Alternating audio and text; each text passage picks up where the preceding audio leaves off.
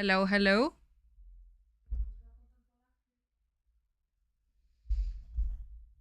Okay, it seems that you didn't hear me, so I'm going to present myself again.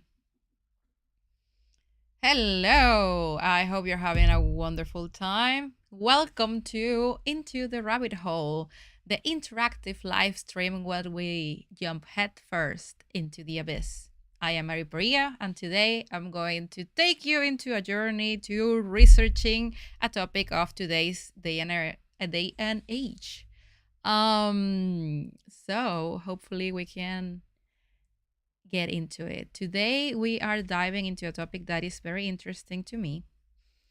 I found out that something that could be very interesting to research is oh, hey, I'm sorry, the cats. Okay, there I go.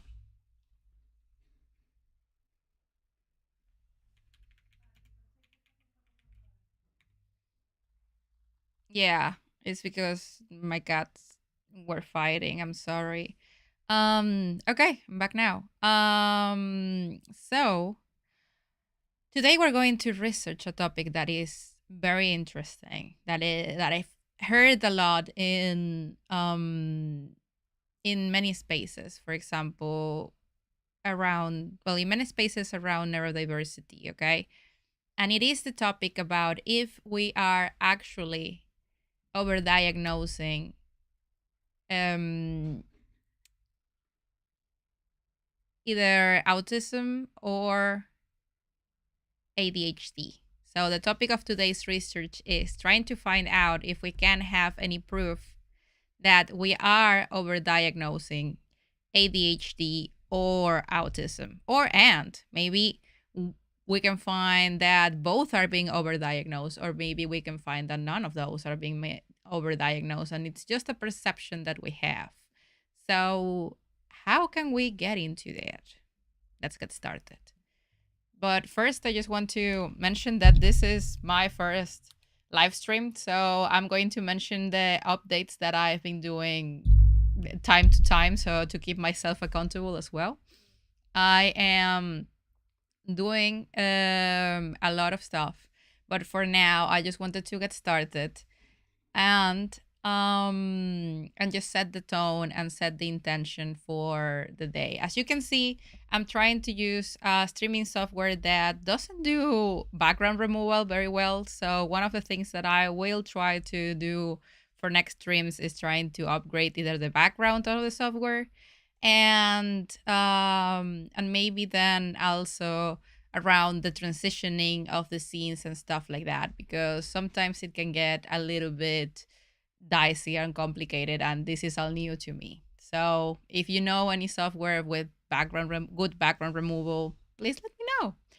With that, let's get started. So let's open up our window and start just going into the rabbit hole. All right.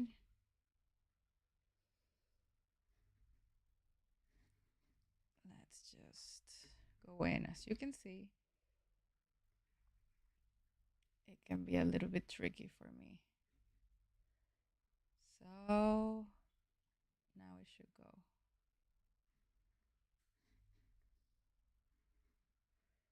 Huh. I think you're not seeing my. As you can see, I'm so new into this. I really don't know what's happening. Let me just check because before it was working out, but now it's not working. I'm a little bit confused. Wait.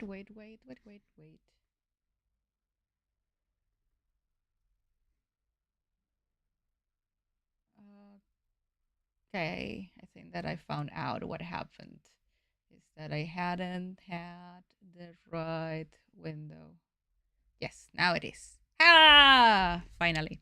Okay, so our first place is just Google. I want to know what is being said generally in Google. I know that there's tons of AI right now in the internet and we cannot trust a lot of the information, but I want to know what are the crazy stuff that we can hear about this topic about overdiagnosing either autism or ADHD, and I want to see if we actually can get some veracity of these claims on if we can substantiate the claims that we just find in like the first page of Google. I'm not going into too much. I just want to see if we what we can hear from the main pages that are portrayed in YouTube when in YouTube, in Chrome, or in Google when you search this topic.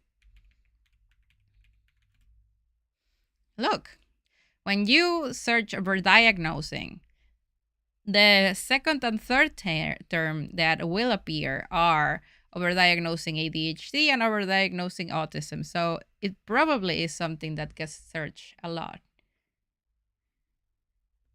Okay, Healthline. Let's see what it says. So, whoop. Yeah, I take my information.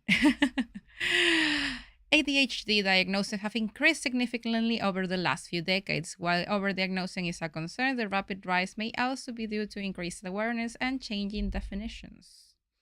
That's also something that I understand, is that because there was a change in the DSM, that is the diagnostics manuals for mental illnesses, okay? And that definition, because it changed, now it groups more people than what it did before, okay? So that's why many more diagnoses are being made at this stage and age. But I also want to know if we have an actual number of diagnoses, and you know um if it's consistent with what we're expecting from the increase, the change of term, or so to say, okay? Right on to learn more about the possible overdiagnosis of ADHD and other factors that might be behind an increase of ADHD prevalency. Okay. So, overdiagnosing versus misdiagnosis. Overdiagnosis is diagnosis of a condition that would not have caused symptoms or issues. It can be harmful if it leads to unneeded treatments or psychological stress. Misdiagnosis is when wrong diagnosis is made. For example, if a person receives a cancer diagnosis or if they have a benign cyst. I didn't know there was a difference of, well, yeah, of course, overdiagnosis is over and misdiagnosis is just missing. Yeah, okay. That's important to know too. Like that, what are we making a reference? And obviously, overdiagnosis can lead to misdiagnosing something. And that's also very important. So basically, what we come here to understand when diagnosis developmental, this says that given the sharp increase in ADHD diagnosis in recent years, studies have looked at the potential overdiagnosis in ADHD in children. The term overdiagnosis, well, yeah, we know that when diagnosing, researchers found, this is the part that we want to know. Researchers found that those close to the child may have unconscious beliefs or biases about how ADHD looks. This can lead to imbalanced diagnosis rates in males compared with females. It can also mean that the children on the younger side of their grade, who might be less mature than their peers, might be more likely to receive an ADHD diagnosis. Okay. Well, the effects, changing definition. Yeah, this is what I talked about. The DSM-5 is the most recent edition of the manual, and it features changes to diagnosing criteria of ADHD. Is it the most recent? I'm not too sure if it's the most recent. Because I think that there was even a 6th or 7th edition. I might be wrong on this. Recent DSM. Okay, it was published. Oh, okay. It says that it is actually that the DSM-5, it's the most recent one. And that was the one that it changed the diagnosis to include some changes from about ADHD, because before ADHD was considered a very specific disorder where You couldn't concentrate, you couldn't focus, like this stereotype of when the little child of a person that is running around, that is hyper, and that can't stay steady for longer than 3 to 2 minutes. That type of symptoms were thought to be ADHD. And it also said that you could not be diagnosed in older ages, that it starts to portray when you are a child. And if you weren't diagnosed when you were a child, then you don't have ADHD, which is absolutely not true. And that changed now. It includes a lot more examples of how ADHD can present in adolescents and adults, a change to the age onset from the age 7 to 12, an update clinical class, an update to clinically significant functional impairment, which means they now need to just interfere with social, academic, or occupational functioning, and removal of autism spectrum disorder as an exclusionary diagnosis. This is also important because the amount of comorbidity of autism and ADHD is crazy. I believe that it's more common to have autism and ADHD than ADHD and autism. Like if you get diagnosed with autism, the probability that you also have ADHD, it can be very high, but the other way around is not as high. So that's an interesting thing, but also something that helped to diagnose more ADHD and also autism people, because if you had ADHD previously, you couldn't have autism, and vice versa. So this also increased the number of diagnoses, official diagnoses, that were given to people. What else? So, is ADHD overdiagnosed? They are making my work very easy, but this is just an article, and I want to get into also papers that confirm this. Also, but they are having some links that we can check later on. So basically, they are saying that okay, they are getting to the conclusion. They are basically just summarizing this very well. Most studies have found that while at the very least the misdiagnosis of ADHD and other developmental disorders is unclear whether overdiagnosing specifically is happening. There may be several reasons leading to the increase in ADHD diagnosis, including, wait a second. Okay. More awareness include. Let me start just from here again. There may be several reasons leading to the increase in ADHD diagnosis, including. Yep. Thank you. My ghost assistant just bring me something that I needed. Very thankful of it, of her. Improved diagnosis procedures, which I got lost.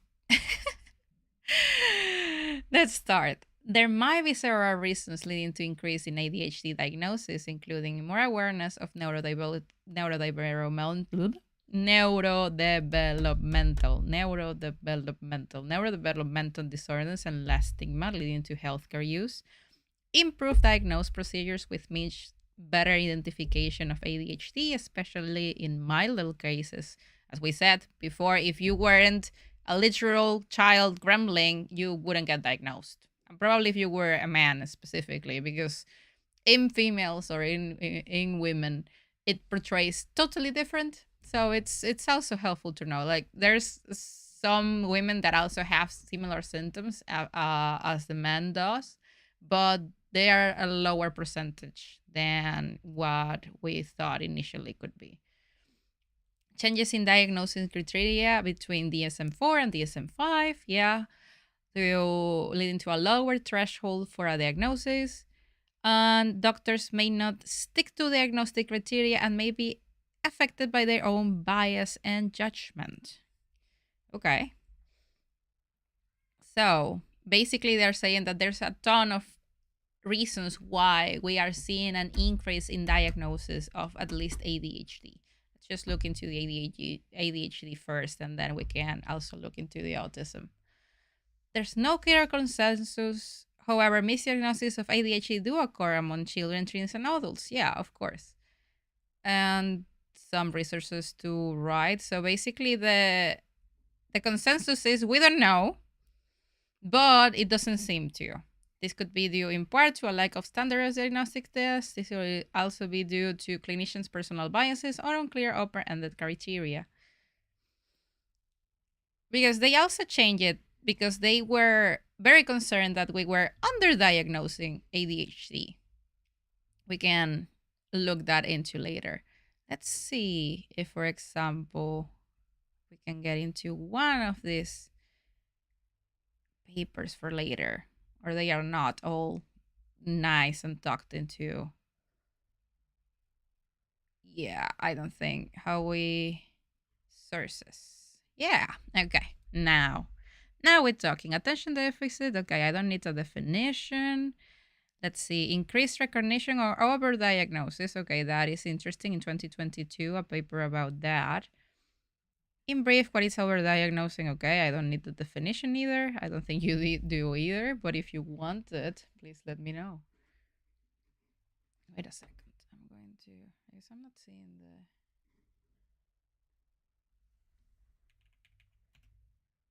diagnosing. Oh, okay. Let me just check the chat. Hi. So somebody's asking, do you think that we may be diagnosing more girls because we're learning how it looks in girls? Oh, definitely. Most definitely. I do feel that now that we have increased awareness in how it actually looks in about how it ADHD looks in girls, we are diagnosing correctly a lot of girls because of it. Because as I said before, what we had was just the idea on how it looked in boys, because that's also the history of medicine. We have research mainly the male human body, but not the female human body. Why? Because apparently because we have hormones, it's a little bit harder to do than to um let's say like males that they have like stable hormones, or they should have stable hormones through the whole month. And because were a little bit how to say it, a little bit more volatile in that area, they thought that it was not helpful to research us and how medicine would affect us at all. Because why would we care about women? I don't know. It's very infuriating. But yeah, absolutely, I do think that the change in diagnosis, it's leading to more diagnosis in women, and that's very nice also. Hi, Vanessa, nice to see you here. Hi. Awesome. So let's just continue here. Oh, I don't know why I cannot. Wait a second, because I can't have both open for some reason. Okay, I can. Awesome. Great. Okay. So we were seeing the papers in here. Overdiagnosis of attention deficit disorder in children and adolescents. This is for 2021, but I do want to see the paper as well. Disorder in Japan. Implications, serious emotional imbalance. Okay. This is it for Healthline. It seems that they have, we will review the papers later on, but it seems that they have a pretty unbiased take on the matter. So let's see if other general pages are the same, or if they have a big bias. Well, Healthline basically, now that I'm thinking, it's not so that it's unbiased, but it basically said nothing. Like, we can't conclude anything, so we better not say, which is better than to actually being wrong, I think. But or if you don't know the answer to, but I want to know exactly why they got into that conclusion, seeing the papers. So let's see. Let's go from the bottom. Now that we did one from the top, we're gonna go like that: one from the top, one from the bottom, and see what we get into here. So this is Yama Network. And is this a paper or okay, it seems like it's an article. Okay, all these people were involved. Interesting.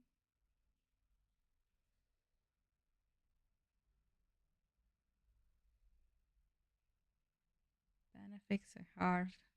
Okay, so this is going through the key points. It's attention deficit disorder, overdiagnosing children. And they said in this systemic scoping review, 334 published studies in children and adolescents convincing evidence was found that ADHD is overdiagnosed in children and adolescents. For individuals with milder symptoms in particular, the harms associated with ADHD diagnosis may often outweigh the benefits. Okay. Meaning, these findings suggest that high quality studies on the long term benefits and harm of diagnosing the treating of ADHD for youth with milder or borderline symptoms are needed to inform safe and equitable practice and policy. Okay, let's see what they did. So, evidence. Scoping. Let's focus on overdiagnosis proof studies, reviewed and abstracts, findings, conclusions, and relevance. Okay, I just want to see how they did that. Methods. Because of the broad search of questions, we conducted a systemic scoping review that adhered to the preferred reporting items for systemic reviews and meta-analysis, extensions for copy reviews, and Joanna Briggs methodology. Okay, including provisions of a Prisma checklist. Huh? A summary of the methods is given here, and details are published elsewhere. Okay. Okay, yeah, defining overdiagnosing, the conceptual basis of a review. Children were published in English, searches were performed. Okay, so basically what I'm understanding is that they took some papers and then through their own meta-analysis got to this conclusion. But they are not defining or explaining the methodology. So let's go into the methodology a little bit, shall we? I want to understand this more. So Prisma. Accept. The Prisma 2020 is maybe an updated guideline for reporting systematic reviews. What is this?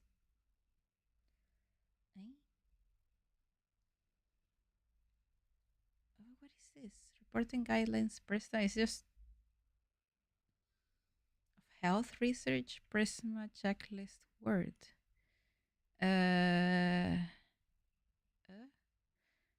Reporting guideline provided for EA. What are the state in the paper? Let's say.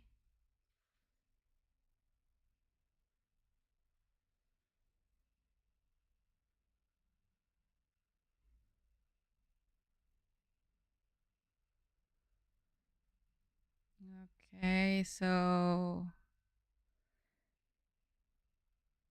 Okay, so this is a checklist to make sure that the study was well conducted, kind of. Interesting. So let's go back to this. Extensions for Hawking reviews. So we conducted a systemic scoping review and adhered to the preferred reporting items. So they just made sure that they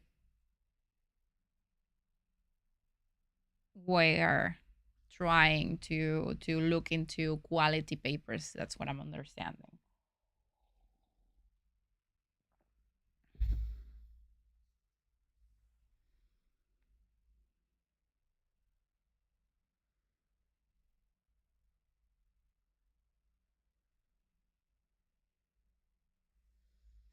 Okay, they found a large reservoir of potentially diagnosable ADHD results of the. Okay, they reviewed 1,267 records and 334 studies. So they concluded that. Okay. They are cataloging the studies. Most studies were published within the past 10 years. Okay, that's very important. And were most commonly from North America. Europe, okay, from North America, almost 40%. From Europe, 30% almost. Oceania, only at 10%. And I guess the rest are the cats.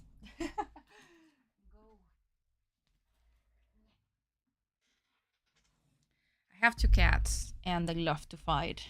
Well, one of them is a bully and the other one is just chilling there. You know the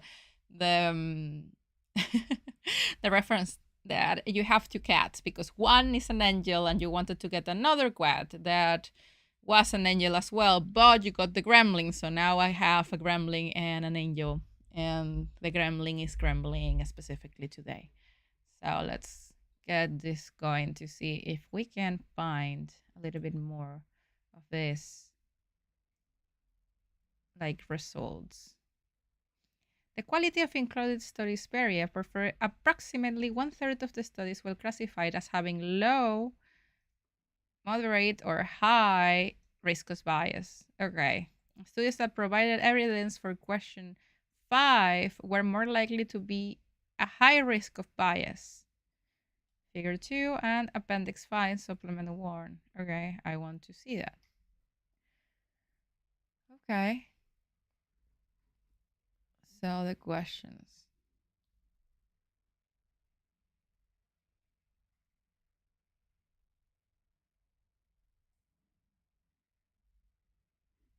Okay.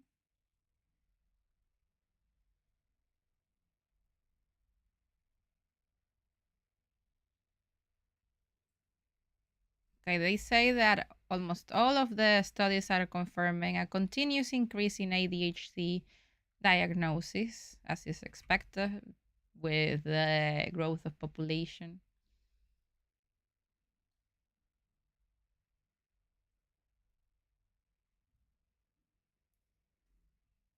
So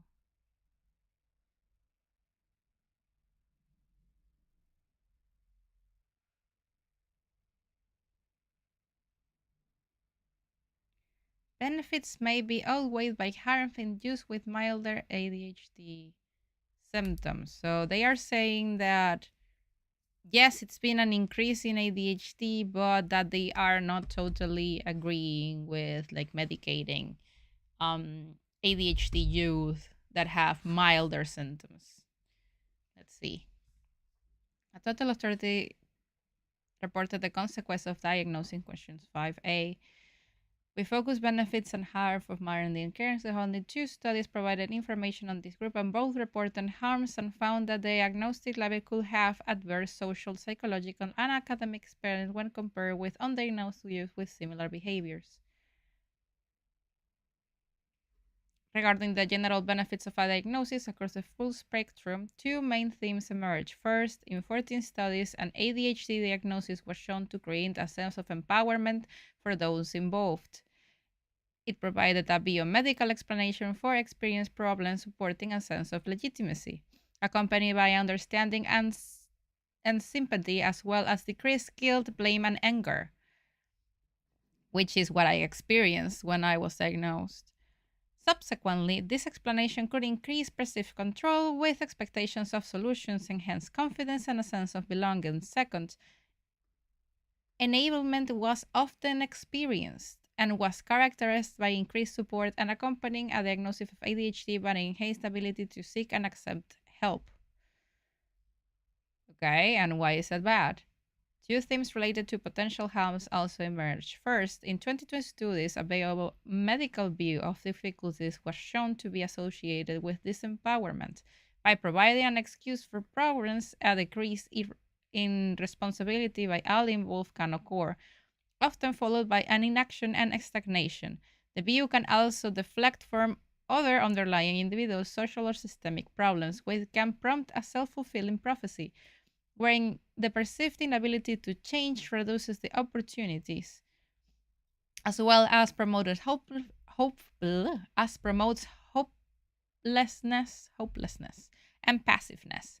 This loss of control may be especially high when the diagnosis used as a step toward coercing young people into correcting arguably problematic behaviors. Second, 14 studies reported on stigmatization. The diagnosis can create an identity that enhances prejudice and judgment, which are associated with ever greater feelings of isolation, exclusion, and shame. Interesting. So they are saying that while having the diagnosis is helpful, specifically for patients, younger patients that have a lot of symptoms, they are saying that they wouldn't recommend getting diagnosed if your symptoms are milder at a younger age because it can lead to being lazy. Like, hey, you can be laid back and not accept yourself finally. How dare you?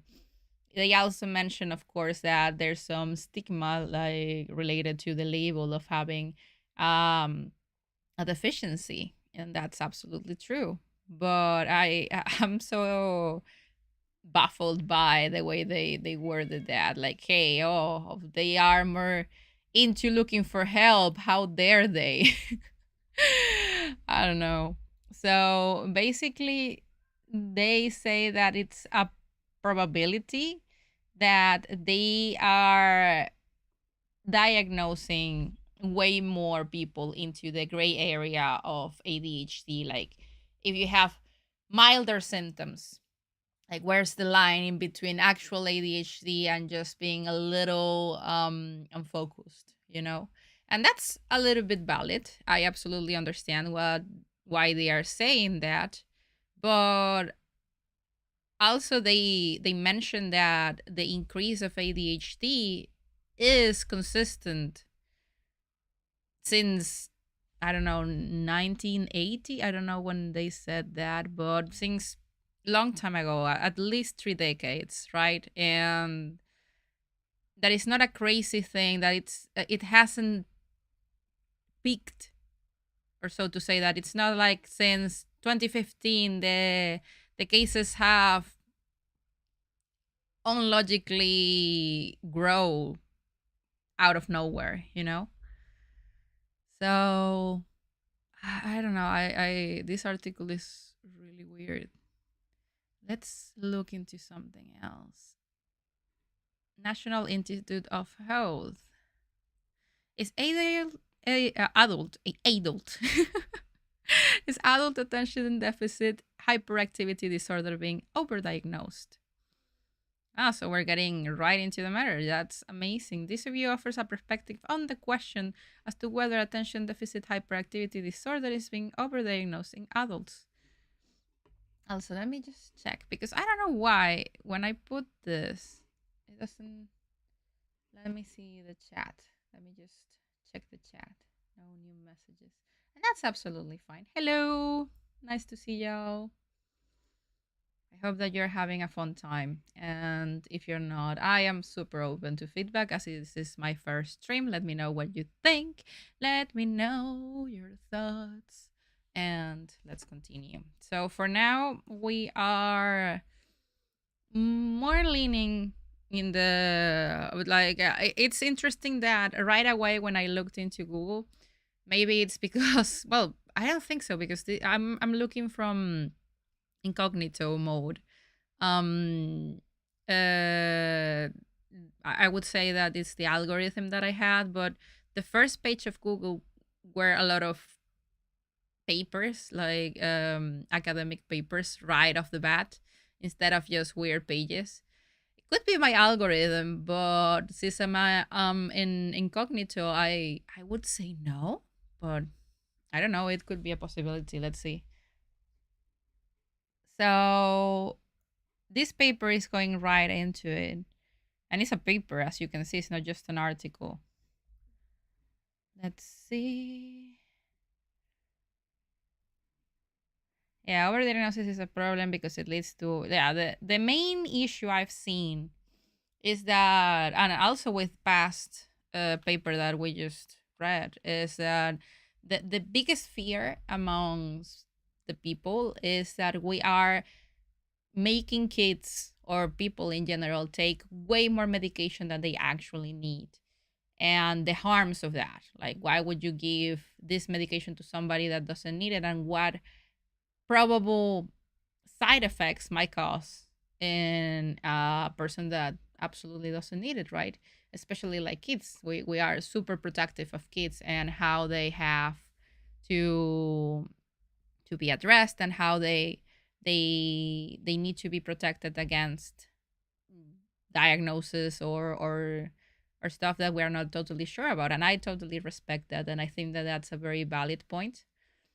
But I also want to understand, from reading this, and help you also see if our bias is actually true, of thinking that we are actually overdiagnosing ADHD, or is it because this change in um in cataloging ADHD and autism change, that this spiked because A, it showed more into our social media, and B, now people that were supposed to get diagnosed before but were actually underdiagnosed now are getting diagnosed, and that is kind of weird and triggering to us because we don't understand where this is coming, and we just think that it's because of social media. But for now, I've seen that the only concern is actually overdiagnosing, like the people that have milder symptoms. That is actually, the people that are getting more diagnosed today because of the change in the diagnosis. But we would have to ask, like, how mild is a symptom to not be a concern? Because if it's a concern,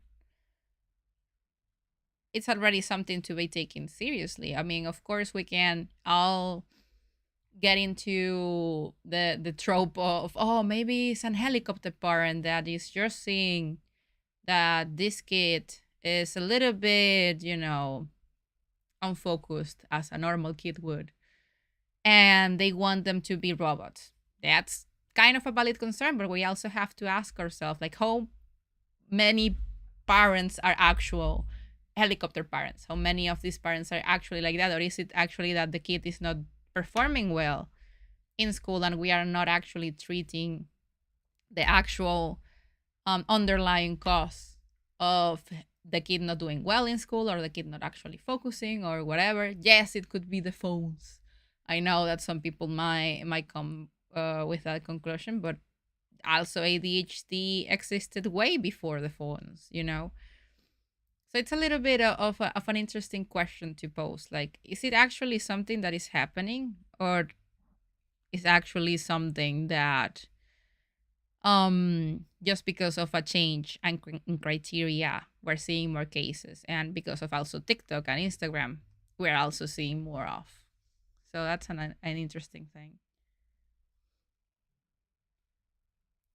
So, an important summary for the USA reported a six-fold increase between 1994 and 2009 in the proportion of psychiatrist office visits with adult patients in which stimulants were prescribed.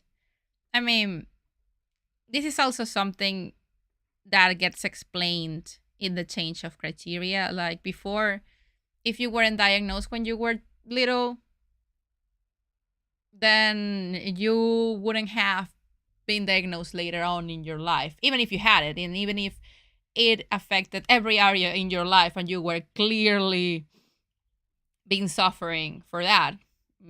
Doctors would not, or a psychiatrist would not prescribe you anything. Maybe, like, depends, they could misdiagnose you from something else, like maybe anxiety or maybe depression, depends on the thing, but they wouldn't say, oh, it's ADHD, and they wouldn't give you stimulants. They would actually make the problem worse, because the definition didn't include adult patients that were undiagnosed when they were little, because it happens a lot. Like, parents are often not on top of their kids, and that turns into being underdiagnosed, and also because of the social criteria of that if you had a mental disorder, you were less than other people. So that's also something to take into consideration when talking about the increase about patients. So let's see, what else does it say? That okay, that adults are going to this medical offices and uh, were prescribed stimulants more, in an eightfold increase among non-psychiatrists. A doubling of prescription rates between 2004 and 2009 in the United Kingdom has also been documented. These dramatic changes most probably reflect the changes in diagnostic practices and raise concern that some proportion of the increase may come from prescriptions to patients who would not be expected to benefit and thus reflect overdiagnosis. Pitfalls leading to overdiagnosis in adult attention hyperactivity disorder. Flawed diagnostic criteria. This is talking about how the DSM-5 changed for the adults.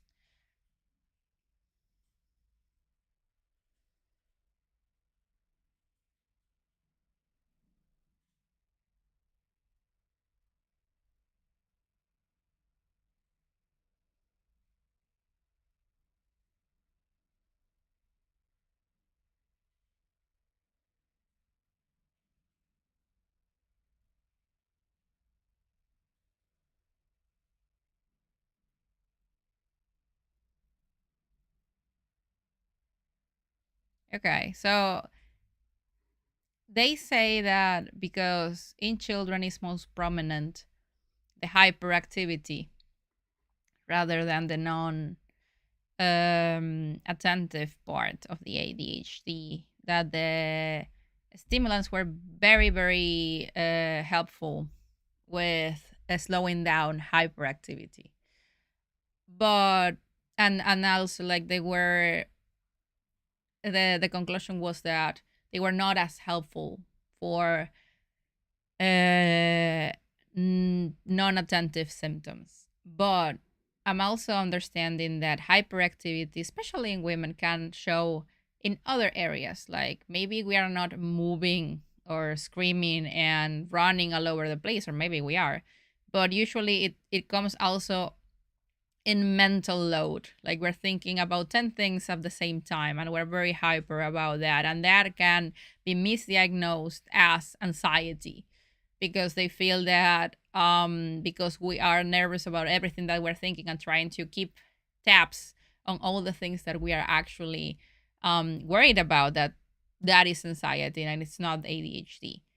But it's interesting, and I also would love to read a little bit more that about the responsiveness of the stimulants in the attentive part, in the attentive symptoms of ADHD. Poor diagnostic practices. Okay, attention is a core cognitive function that can be affected by many mental disorders.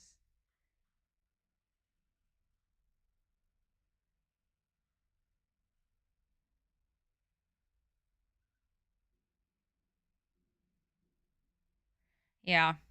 Moreover, comorbidity of adult ADHD is broad. The most comprehensive study found high levels of mood disorders, anxiety disorders, SUDs, eating disorders, and PDs. Yes, like when you have ADHD or autism, I feel that when you were in the fabric for babies, somebody asked you like how many disorders do you want to have, and you just said yes, you know. How many disorders do you want to have, little one? And yes, that's the answer. Like it comes with a whole pack of things. And if you got diagnosed for either autism or ADHD, the chances are that you have any some other disorder as well that you have not been diagnosed, or maybe you have. It's a pack of it's literally a can of worms. When you get diagnosed, it's like, oh, okay, now I have like five other things that I also need to take care of. But it's helpful to know. It's super helpful to know because now you can get treated and now you understand a little bit more about yourself. But it's also a concern to think that many other people might be diagnosed that don't have these comorbidities and maybe they are looking into it. I don't know.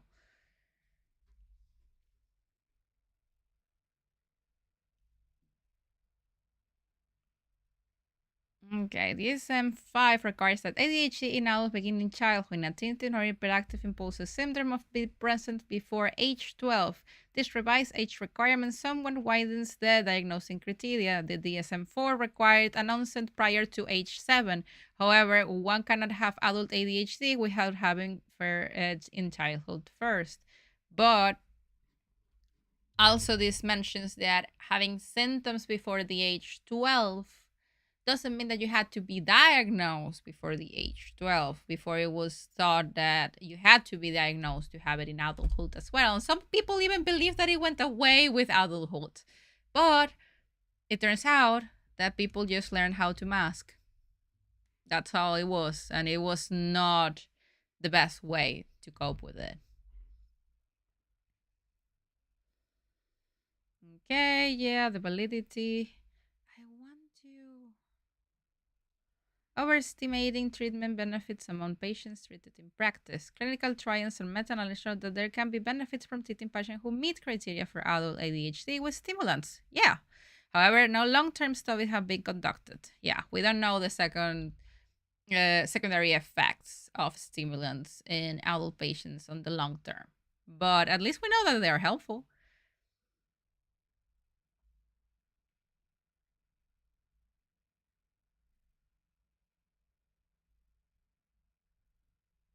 Okay, yeah. The stimulants are relatively safe drugs, but they are now studies that they say on a long term period what um, side effects might cause.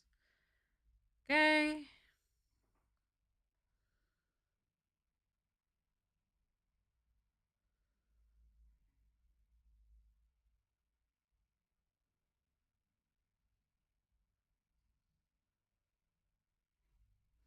Okay, interesting that they're saying that stimulants in general, even if you have or not have ADHD, they can stimulate attention. So it's not helpful to say that, oh, because this medication helped you, you actually have ADHD.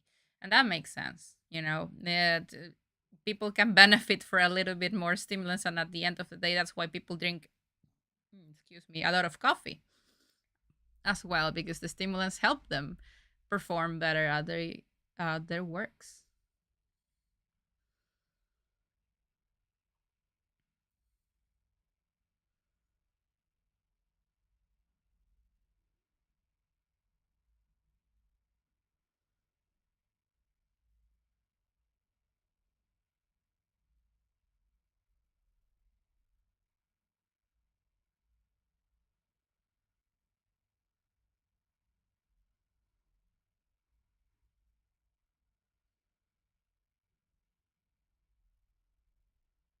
Prevalence shows a striking variance among cultures. I mean, it is most frequently diagnosed in North America and less prevalent in many other parts of Europe, and it's rarely identified in developing countries. Yeah.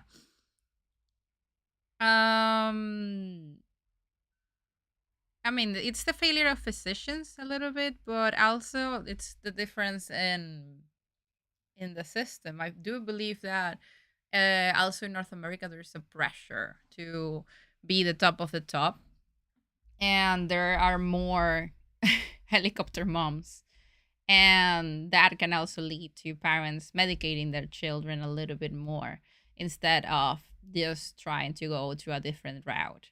And in here in Europe, it's also not customary to like take pills as easy. It's a little bit of a taboo to, for example, if you have pain, like just take ibuprofen. They would usually wait like hours before taking any pain relief. So it's not as common to look for actually taking new pills in Europe. So it can be a little bit of a cultural thing and a way of not looking for the official diagnosis because they don't want to take the medicine. They just want other ways on how to cope with it. Rather than in the USA, I feel that it's more um medical forward or medicine forward in that way, like, hey, let's get you diagnosed and then we can see other coping mechanisms for it, right?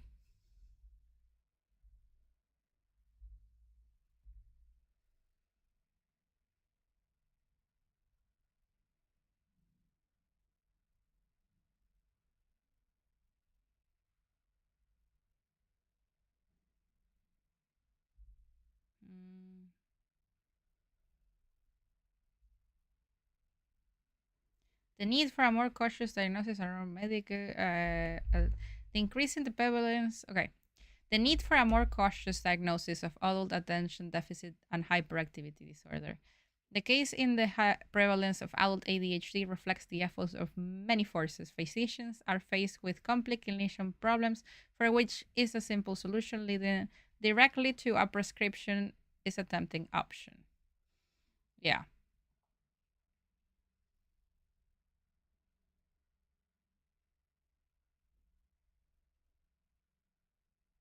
Yeah, basically that they need to be more thorough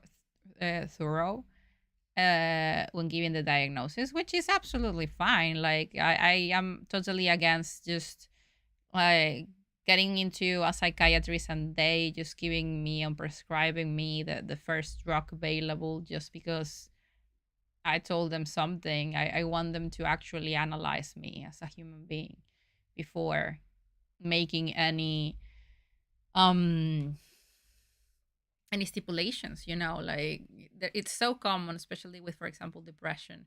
Just go into a psychiatrist and them just taking you on drugs when they don't even have like the full understanding of your life. And it can be very scary to think that many people just think that, oh, just take a medication and everything will be fixed like a magic pill when it's not.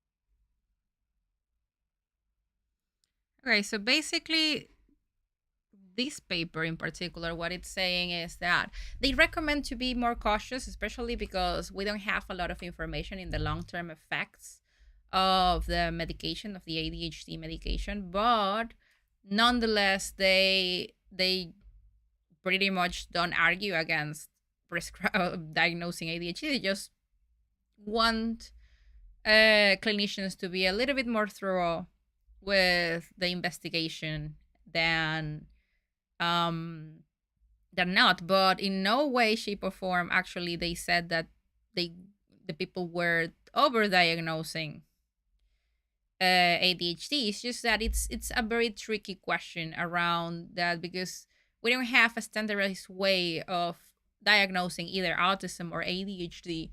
So we need to look at everything, every area of somebody's life to actually determine this. Um and because of the non really objective criteria that these two diagnoses possess, we cannot have just a standardized test to actually just diagnose this. That this leaves to the question on are we actually over diagnosing, because actually the medication that we have can also help normal people.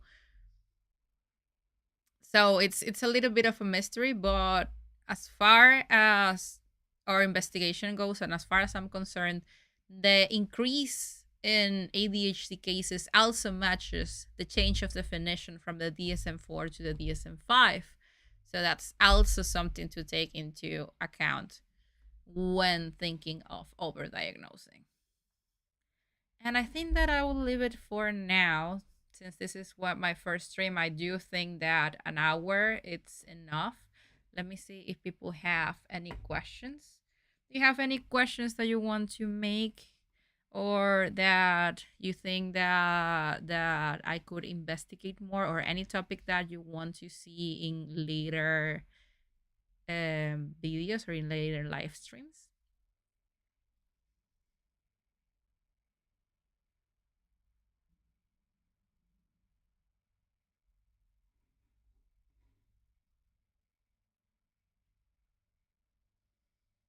Hmm.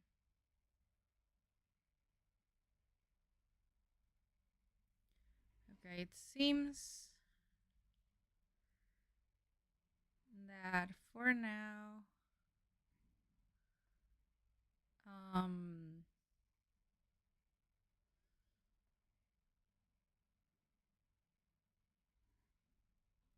Everything clear, very interesting. Oh, thank you. I'm very glad that you find it very interesting and it was helpful for you. Thank you. Glad you like it. Hope to catch you again some other day. Yeah. Um I'm going to be streaming these every Tuesday at 5 p.m. Spain time. And hopefully that's gonna be the schedule these days. And maybe when I get more accustomed to this, because this is a little bit scary, I'm going to stream a little bit more, and hopefully I'm gonna get the system a little bit better for next time. As I said, if any of you know how to take the background a little better, please let me know. And any other suggestion would be actually very well received. But for the meantime, I'm gonna go. It was a pleasure being with you. My name is Ripuria, and I hope that looking into the abyss today was enticing and exciting to you. Hope you have a wonderful day. Bye bye.